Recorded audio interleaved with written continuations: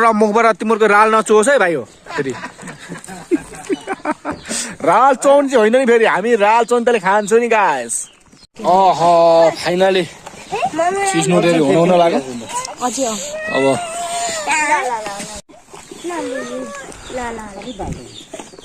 पानी थप पानी हाल्नु मिल्छ अब हामी मुनिबाट जानु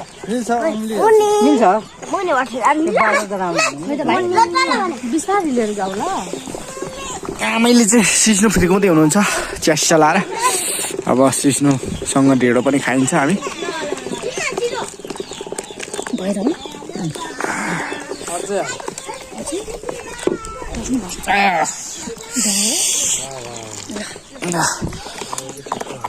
यसमा अलिकति अझै के हाल्नु पाए झन् धेरै स्वादिष्ट हुन्थ्यो कि भने जस्तो हुन्छ नि त नि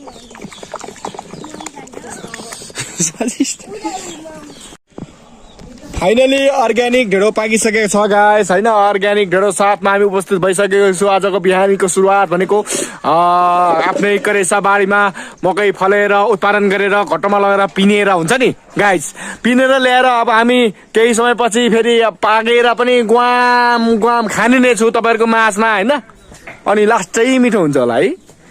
फाइनली गाइस आजको दिनको सुरुवात भनेको हाम्रो अकबरे खुर्सानी अनि त्यसपछि कागती हरियो सिस्नु ढेँडोको साथमा उपस्थित भइसकेको छु र ढेँडो अब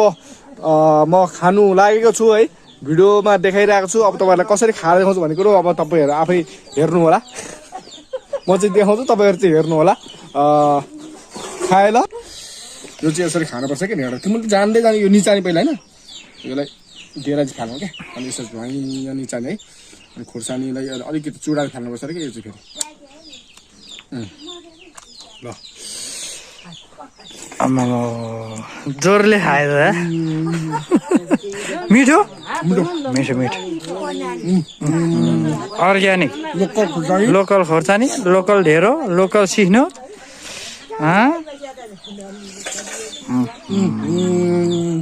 बहुत मिठो मिठो छ नि साह्रै मिठो छ आमाले फिर्केको सिस्नु हाम्रो ठुलमम्मीले पुरै पकाउनु भएको अर्ग्यानिक मिठो छ आमा मिठो छ